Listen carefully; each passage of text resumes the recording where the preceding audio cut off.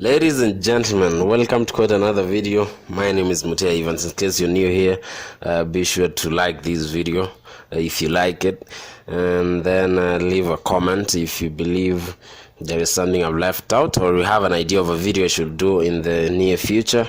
And finally, smash that subscribe button to always get emails whenever I post a video. Well, today I'm doing a video on 12 lessons that you can learn from Bob COLLYMORE, who was the CEO of SAFARICOM since 2011. No, 2010. And unfortunately, we lost him. He succumbed to leukemia. And just the other day, it's been a really sad week for all of us, but here we are. We have to move ahead, and there is something we can learn from at least the time we've been with him for the past close to 10 years. He has worked for SAFARICOM. So let's get the 12 lessons, and hopefully you get them into you put them into action and see the results. So just in case you're not sure of who I'm talking about, Robert COLLYMORE, who liked to be referred as Bob mostly, has been SAFARICOM's CEO since November 1st, 2010. Just so you know, COLLYMORE didn't manage to go to the university. He was offered a place at Warwick University, but turned it down because he was not eligible for funding. And his wealth is estimated to around 250 million shillings, and he used to earn approximately 10 million shillings per month. Okay, so he was one of the highest paid CEOs in this country. So may his soul rest in peace, and let's ponder on the 12 lessons that we can learn from this amazing man. So let's begin with the first one, which is university education isn't everything. Well, there tends to be a lot of reliance on paper qualifications today. We stuff ourselves into universities, then we come out, and there is very little difference between us and all the other people who also did the same. In this industry and many others, if you're not a learning treadmill, you'll be left behind very, very rapidly. The advances that we are seeing in technology, such as in artificial intelligence, AI, robotics, and so many others, I do not have to go to school to learn about them. I can learn about it because the resources are there. I can buy a book on Amazon in 2 clicks and learn about them. So get into continuous learning instead of relying on the old things you learned in university. Things have moved on. Number 2, be adaptable. I've done many jobs, many different types of jobs, but I never anticipated that I would become the CEO of a mobile phone company in Africa. Just because you went to university and studied law doesn't mean you become a lawyer. You need to go into the world knowing that what you learned in the university was how to learn. You must be adaptive. Number 3, there is no shortcut. Millennials believe that once you get employed, it will take you a matter of weeks before you get the corner office and get the Land Cruiser. We forget that in all ages, especially in this one, everything takes time. You simply can't get a kid in a month by impregnating 9 women. Whether you want to become a basketball player or a CEO, you have to put the hours in. You do not become a good photographer if you do not do 20,000 hours behind that camera. Shortcuts tend to lead people to a lot of problems, often legal problems. My earnings are not a secret to Kenyans, but you can see that I'm not that hugely wealthy compared to other people. But do I consider myself a failure? Of course not. I do not want to find a shortcut to riches because they are not the goal. Unfortunately, a lot of people think there's a shortcut to it. You have to work hard. Number 4, be hungry. Grab opportunities. Opportunities sometimes present themselves only once and you have to grab them. Because of at later stages, what you regret is not the things you did, but the things you did not do. All my regrets are of things I did not do.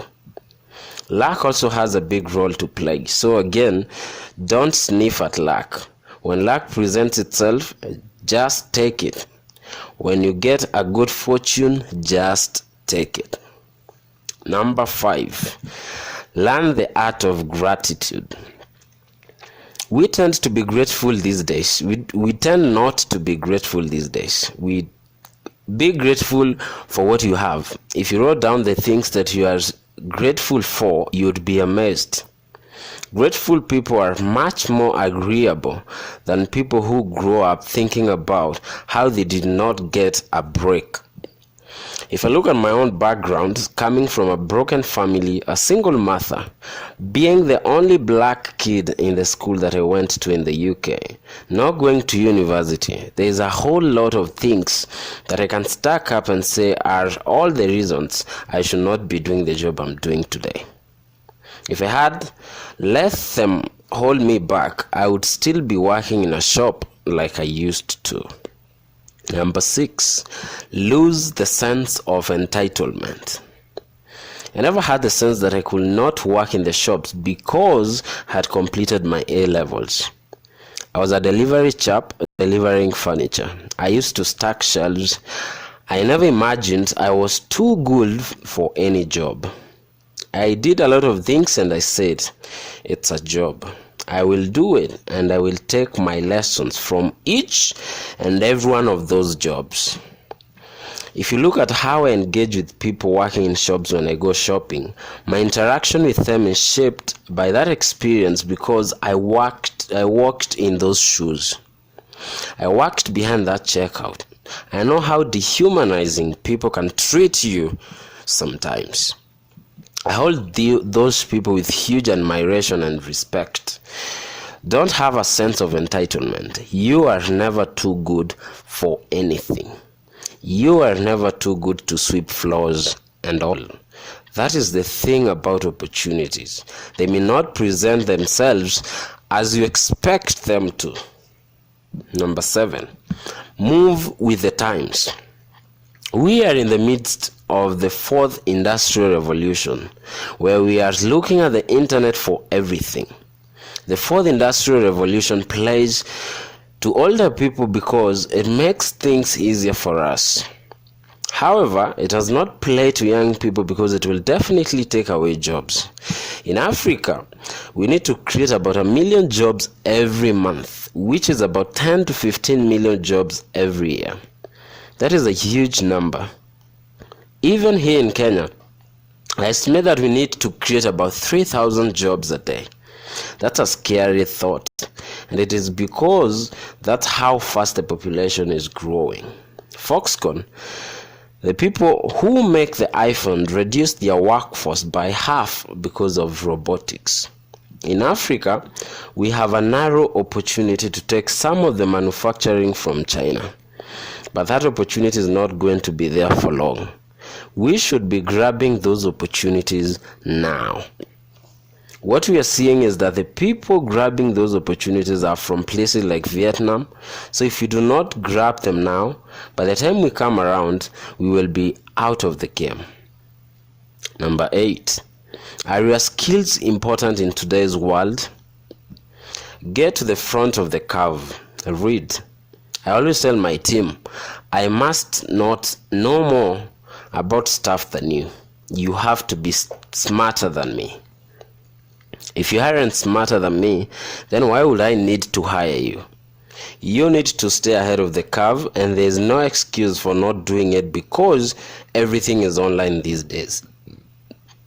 You need to ensure that you're skilled to do the jobs that exist today. If you ask how many people getting out of the university today are familiar with things like artificial intelligence and data analytical skills, they are very few. Many of them write letters to me asking me to give them a job since they have a bachelor's degree in communication. I do not need that. However, if you have data analytical skills, I will hire you today. Young people, therefore, need to move away from the trend of wanting to have a BCom degree or becoming a lawyer. With the fourth industrial revolution, it is not just blue-collar jobs that will disappear. Many white-collar jobs will also disappear. You are not going to need lawyers to do everything they do today. A lot of it is very, very laborious, and you can get a machine to do it. The same goes for investment and analysts. You will get a machine that can trade much faster than human beings can trade. A machine that can trade 24 hours a day and can trade by the second. Number 9, study what the market needs. Young people need to become familiar with the challenges that the world is facing and the opportunities that are there. The biggest mistake we make is that we have what I call the kiosk mentality. So if I am a hawker and I am selling oranges and the neighboring hawker is selling bananas and she sells more bananas today, guess what? I'm going to do tomorrow? I will sell bananas. You see? That mentality even in the construction of shopping malls. I've been here for about 7 years, and suddenly there's a shopping mall everywhere. But now there are empty shopping malls everywhere. Go and create your own space. Don't just copy what someone else does. Study what the market needs. Number 10, fix the problem. I spend a lot of time with young investors. Sometimes I'll be in London or New York and someone stops me and tells me about their startup in Kenya. What is disappointing is that these people often come from San Francisco and Silicon Valley. They came to Kenya, looked at the problem and thought of the way to solve it. The biggest example is probably M-Copper. It was started by a Canadian, Jesse, and Nick, who is a Brighton. They looked at the simple problems, sat in my office one day years ago, and said that the problem was that people do not have access to grid electricity, and they thought they could fix that problem. So they did by making M-Copper solar. Young people need to be doing that. Don't go and make another M-Copper solar because it has already been made. It's like Jack Ma says, China is not going to have another Jack Ma, and it doesn't need another Jack Ma because they already have one. They do not need any more. Go redefine the market and fix those problems. It's not about being smart. It's about being relevant. Go fix the problem. Problems are everywhere. Look at them and think, how do I tackle that problem? Not how do I copy what he did or she did. Number 11, you aren't perfect. If you are 100% perfect, then you are not trying hard enough. You aren't doing enough things. My predecessor, Michael Joseph, once said to me, look, just make decisions. If 60% of your decisions are right, then you will probably be doing better than me. And he was right. We make a lot of wrong decisions, but it means we are trying. A little under 1 out of 2 of your decisions will be wrong, and that is okay, because it means you are trying new things. Number 12, read and read some more. This speaks to continuously learning. I probably get through 2 or 3 books in a month to try and keep myself ahead of the curve. If I'm not traveling a lot, then I read more. I tend to read 2 or 3 books at the same time so that I get bored with one. In case I get bored with one, I can pick up the other. However, if I recommend books, it will be Sapiens by Yuval Noah, and Reclaiming Conversation by Sherry Taco.